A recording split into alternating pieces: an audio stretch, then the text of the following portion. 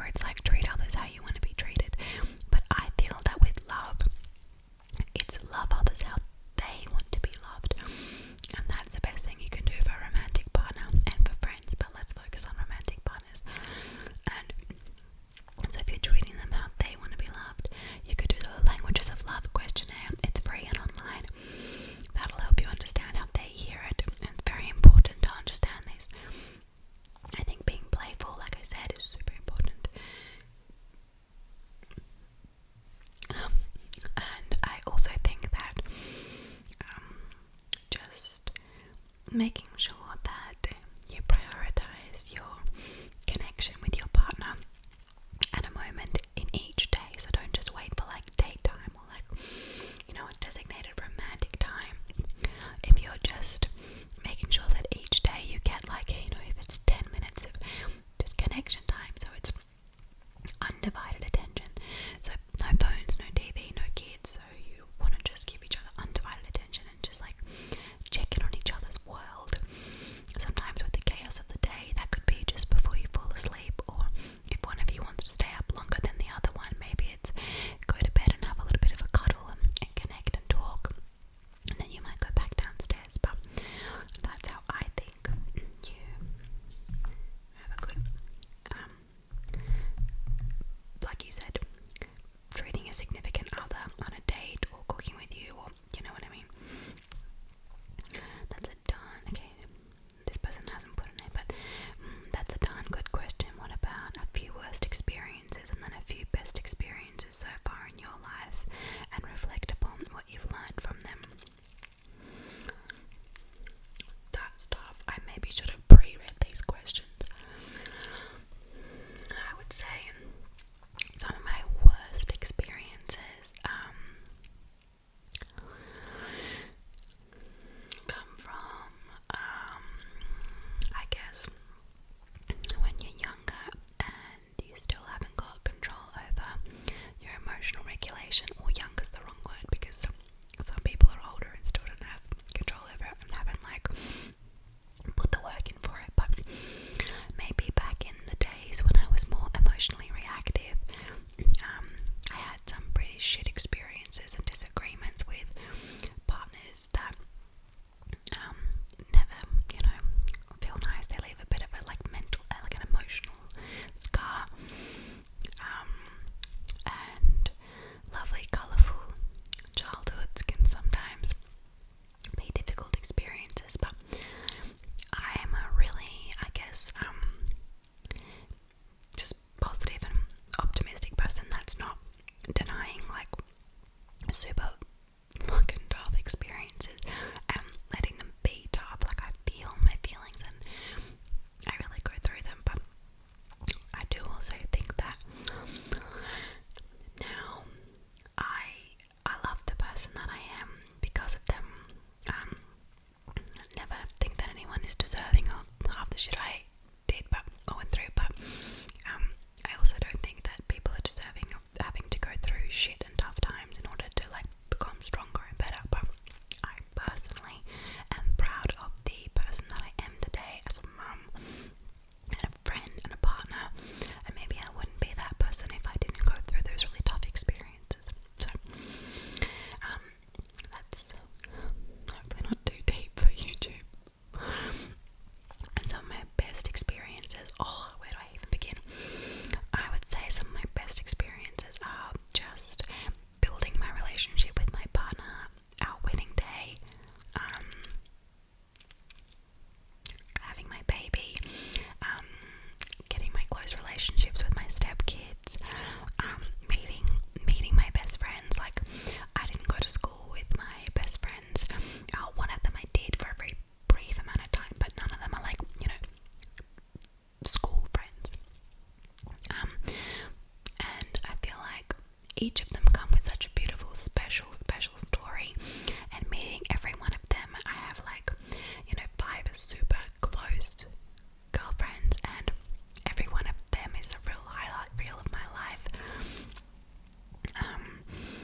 I'm probably forgetting really big major things, but there's some of my best experiences is building those awesome relationships.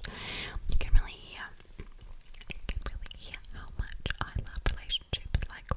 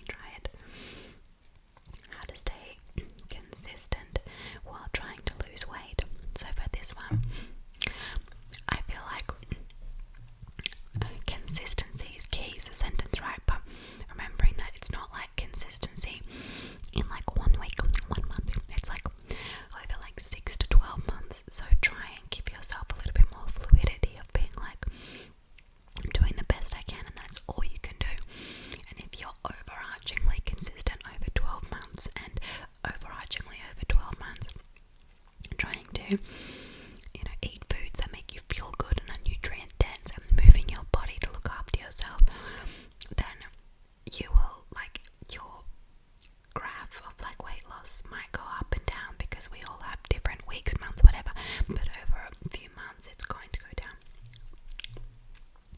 I would also say weight loss, like sometimes changing our why can help. So like why I exercise and eat the foods that I eat is because it makes my mental health a lot better. So I do it to feel mentally good. I do it to try and look after my health so that I can, have a better physical body for my kids as they're growing up. I can try and fight off diseases, and I try and kind of like think of those reasons rather than weight loss. By the way, the person who was talking about law school, I forgot to say, like, good luck. I can totally understand why that would be really, really tough and make you feel negative, so I'm really sorry that you're feeling that way. Advice on having the courage to leave a job that's making you miserable. Well, I guess this is kind of like that Swedish question. I would say leave even if you're scared to do it. We only live once. Life is really fucking short. So leave the job that makes you miserable. I understand that sometimes we financially can't do that if we need the security, and if we can't do that, then I would suggest really ramping up your self-care how you can, and doing things that make you happy outside of work, so at least you're looking after your soul and your spirit and your emotions outside of that place. If you can leave, I would say to yourself, this can be scary. It is, but I have to do what makes me feel good. I got mugged 4 days ago in the dog park. They came up behind me middle of the day, smashed 3 teeth and left me unconscious. Advice for getting confidence back. I can't leave the house. I feel like I've died. It feels like I died. I am so sorry